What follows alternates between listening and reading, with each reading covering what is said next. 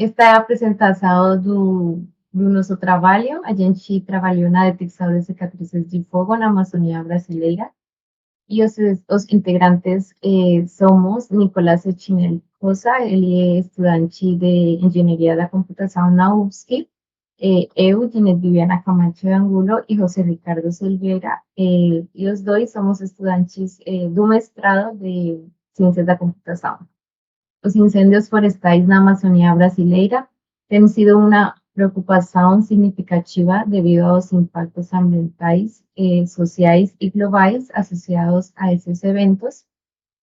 Estes impactos na Amazônia incluem a perda de hábitat para várias espécies, a liberação de grandes quantidades de dióxido de carbono na atmosfera, contribuindo para as mudanças climáticas e a degradação da qualidade do ar devido à emissão dos poluentes.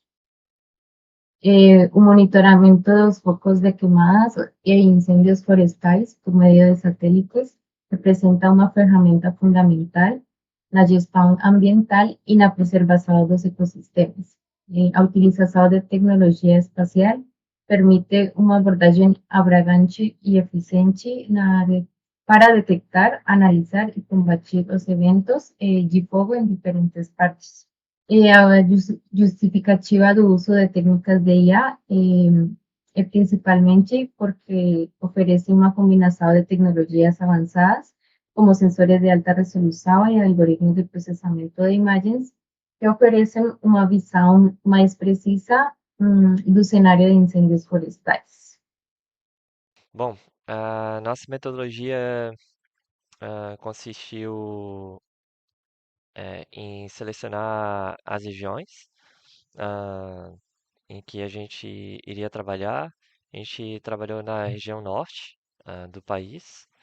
A gente baixou as imagens, ah, fez o download delas, fez o pré-processamento, tirando as saturações, normalizando e depois apontando ah, ali as regiões em que eram identificadas como cicatriz de fogo, outras de campos, também uns pontos como cicatriz fraca.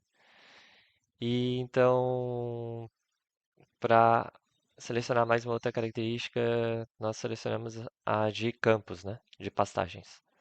E por fim, a gente começou a treinar o modelo e fazendo testes e validações para fazer a análise qualitativa.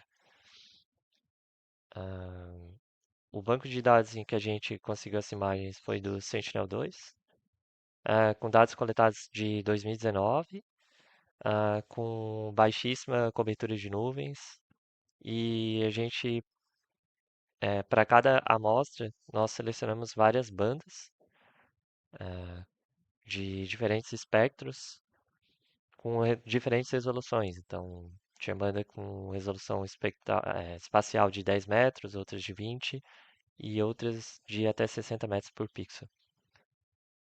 As imagens eram enormes, cerca de 11.000 kilopixels, desculpa, 11.000 pixels.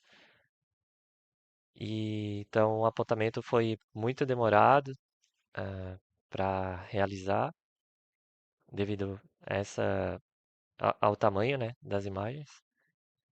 E devido a diferentes resoluções, a gente teve que fazer um processo de pan sharpening para fazer uma espécie de upscaling, aumentar a resolução com base de imagens de bandas em que tinha uma resolução menor, baseadas em outras bandas que tinham maior resolução, para depois combinar todas as imagens dessas bandas numa imagem só, com informações de multibanda, e então a gente aplicar o pós-processamento, né? Consiste em a normalização e o rescalonamento. Então, a Beleza. seleção de amostra, após a gente realizar o download no QGIS, o processamento no QGIS, a gente fez pan-sharpening, fundiu as bandas para chegar a uma resolução de 10 metros, né? Ou seja, 10 metros espacialmente, ou seja, cada pixel tinha 10 metros em resolução real. Então a gente começou a seleção de amostras, que considerou, a gente abria a imagem, ela foi cortada, né, em 4 pedaços, essa imagem de 10.000 pixels, então a gente cortou ela em 4 pedaços e cada imagem a gente utilizou em Python a biblioteca do OpenCV para abrir essa imagem em janela e apontar nela os pontos de cicatriz. Então a gente apontava e cada apontamento a gente salvava no arquivo TXT com as coordenadas dos pixels. Então cada coordenada, depois de extraída, ficava com uma imagem de 5 por 5 por 10, que seria a imagem para colocar no dataset. Então essas imagens foram geradas aproximadamente 4.000 imagens de cicatriz de fogo forte, 3.200 de fogo fraca, que seriam as cicatrizes com menos intensidade na imagem, e plantações, que seria áreas de cultivo na imagem de satélite. A gente, após a seleção, a gente utilizou a técnica CNN, que foi uma rede convolucional. Aqui eu tenho um exemplo da arquitetura, que é uma arquitetura diferente. A gente utilizou ela pelo fato de ela reduzir a amostragem de entrada, sendo utilizado o trabalho 64 por 64, ou seja, uma imagem de 64 por 64 com 10 bandas, ou seja, 10 canais. O objetivo principal da aplicação dessa rede é o aproveitamento da informação de todos os canais das imagens, já que se trata de imagens multispectrais, ou seja, multicanais. Essa arquitetura realiza uma convolução espacial, mantendo os canais separados, e em seguida seguirá com a convolução em profundidade. Ou seja, a gente aproveita cada banda separadamente, cada dado de cada banda é aproveitado pela rede, as informações e juntado no final. Aqui um exemplo só como são as camadas de convolução, né? E a gente trata diferentemente quando é uma banda, né? Então cada banda é tratada de maneira diferente dentro da CNN. Aqui a gente tem as bibliotecas que a gente usou, as principais, né? Foi muito mais, mas essas são as principais. GEDAL foi para a manipulação das imagens GIS, que são imagens georreferenciadas, né? Então precisa dessa biblioteca especial. sklearn foi várias utilizações dela. TensorFlow principal para conseguir fazer a inferência do modelo. OpenCV, como eu falei antes, foi utilizado para a seleção de imagens. NumPy, manipulação dos arrays. PyTorch também para manipulação do modelo. Aqui a gente teve um resultado, primeiramente a gente testou com uma ResNet nativa, ou seja, uma ResNet normal, uma rede residual, e estava ocorrendo overfitting pelo fato de ter muitas camadas, uma rede profunda, né? Então acabou que a rede aprendia muito rápido e acontecia o overfitting. E o overfitting acontecia pelo fato de ter muito dado de cicatriz, e a rede tem muitas camadas. A gente testou com DenseNet e ResNet, nenhuma das duas foram eficientes o suficiente. Então, a gente partiu para esse modelo que eu apresentei anteriormente, que foi a SpectrumNet. Nela, a gente conseguiu 62% de acurácia. Não foi uma acurácia grande pelo fato de ter pouco dado. A gente acredita que em trabalhos futuros a gente tenha mais dados, seja melhor essa precisão. Mas tem uma precisão considerável no resultado de imagem. Então, aqui é uma imagem exemplo que a gente esperava que a rede achasse essas cicatrizes em verde, ou seja, onde está circulado em verde. Então, a gente esperava que minimamente a rede detectasse isso. Aí, aqui vai mostrar a detecção. A nossa rede detectou. Esse é o resultado de saída da nossa rede. Então, a nossa rede teve uma detecção considerável, né? Pelo fato de 62%, olhando a imagem, 62% das cicatrizes foram detectadas. Aconteceu que a nossa rede ficou até especializada em cicatriz, só que não foi 100% de precisão, infelizmente. A vantagem é que teve poucos falsos negativos, ou seja, tipo, ela acertou bastante e errou o que ela poderia ser cicatriz e ela não marcou como cicatriz, mas ela não marcou áreas que não são cicatriz como cicatriz. Isso é bom, pelo menos para nossa rede. Aqui a gente tem um resultado daí a gente fez uma inferência com cluster, né? Com clusterização, com caminhos, que são camédias, né?